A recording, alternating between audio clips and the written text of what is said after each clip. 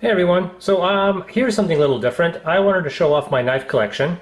I do this because I have a recent acquisition I wanted to share with people.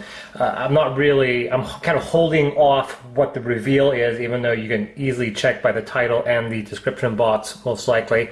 But for now, let's leave it up for the surprise for those people who are incapable of reading. Now, as you can see here, the box is open, but I have not actually taken it out of the box, nor have I unsealed it, so it's still a surprise how it's going to actually look.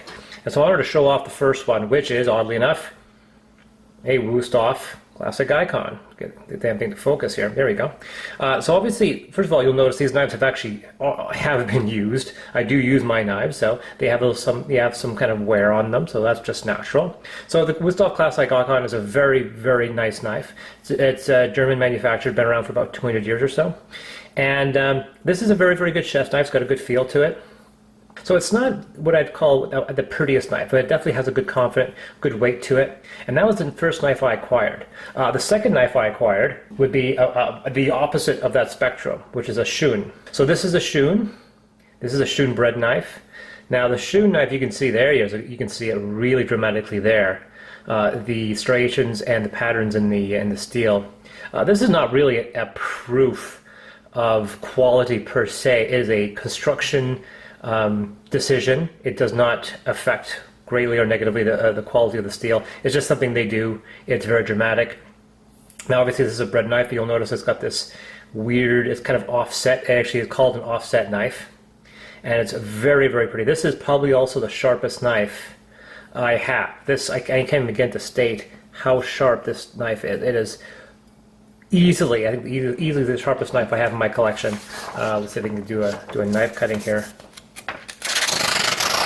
Yeah, it's mostly these knives have also recently been resharpened, so it is quite dramatic how sharp that knife is. It's also fantastic, great feel.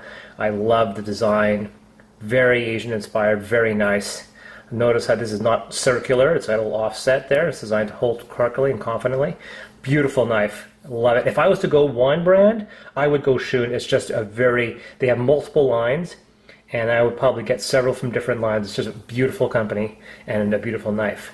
Then brings up the knife that's going to get replaced today, which is old Henckels. This is an old reliable Henkel. You use it for a very long time. Just been recently resharpened, so it actually is quite sharp. It's taken some physical damage. You can see just basically you can see the bend and the cut in the end there. It has been resharpened to try to give it a bit of an edge, but it's definitely showing its weight. You can't even really barely see the logo on there. Yeah, so that one's going away today. This is an interesting one. This is my global. This was if I wasn't going to have Shun, I would have global as my complete collection. This is one of the most balanced blades I've ever used. This is a confident blade. This is my little tiny knife. You'd be surprised how often I actually use this blade. It is a wonderful blade.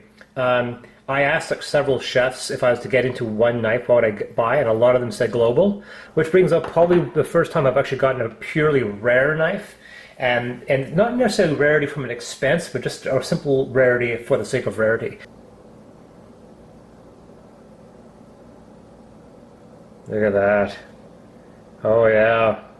Kussi Kata. Now, once again, Kussi is not an expensive company, but they don't make the Kata anymore. In fact, if you try to look around, there's very few places that will sell Kussi. I don't know if they're going out of business or if they're out of business, but they make a lot of really inexpensive knives, but the really top of the line ones, they don't really make anymore. If they are, it's very difficult to find. I found this knife on clearance. It was the only one they had left. Like, the website no longer sells them. I had gotten the last one. I got this from House of Knives. It wasn't expensive. It was on clearance. It was only like 90 bucks. But the reason why I got this knife was it's because I'm actually not, I'm a dominant left-handed knife wielder. I will use my right once in a while, but it's a little clumsy, so I will use my left. And if I want to cut sashimi, I have to use something like this because most sashimi knives are biased to a right-handed knife, a right-handed wielder. I really love that look of that knife. Probably one of my favorite knives, and great for any form of meat, vegetable, fish. Whenever I'm doing any meats, especially even sausages, I'll just do this. But a great knife. Which brings up kind of the backup. cheese knife. This is the only knife I kind of regret buying, just because I just wanted to get a cheese knife. That's why I got a Wusthof Classic, a little inexpensive. I was going to go with another one, but once again, a lot of these cheese knives are biased to one side, so I got this one just because. Pain in the ass to clean. I would never buy a cheese knife normally. It was not even that shape too. So I would probably recommend avoiding getting a cheese knife unless you really wanted to be posh at a charcuterie, which I do, which is the reason why I bought one. Which brings up to the star player, which showed up today. So here it is, folks. Let's see this thing. So this is not in a custom Bob Kramer. This is the Euroline Bob Kramer by Zwilling. But that's it. That's the Euroline. Take a look at that. Let's get this thing open. I'm looking forward to seeing this.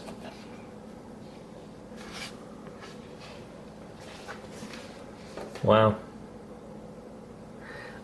So it is technically a Santoku. It is not a chef knife, so this is my old Santoku. That's my new Santoku. It is replacing the Santoku. I was thinking of getting the chef knife, but I went for the Santoku instead. Wow.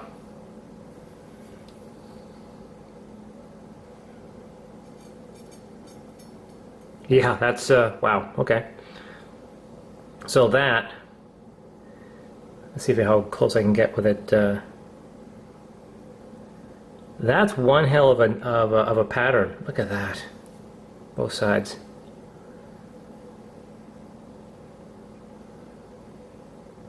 This is like knife porn. Great feel on it. It's got a great handle. I love that handle. There we go. Yeah, there we go. That's it. Wow. The Wusthof Classic Ikon. The Shun offset bread knife. The Kussi Kata. The nice global paring knife. And then the Zwilling's Bob Kramer Damascus steel. It's almost like it's... That's interesting. It's almost like it's magnetized. Wow, there's something you don't see every day.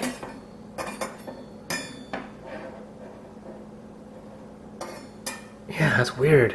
I'm going to go through these very, very quickly. So this is the Kussi Kata, and this is... peppers are generally kind of annoying to cut because of this really hard external skin that they have. And that's a good example right there. I can probably cut it with the Kussi on that side, but not so much. And then we go to the Shun. The Shun, I can feel it kind of going in on the edge there, right? But that's not going through all the way.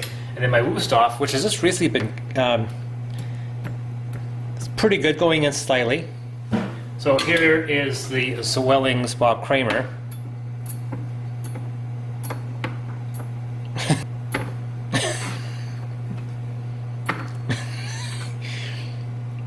Yeah, that's just, it doesn't even, she shakes her head again.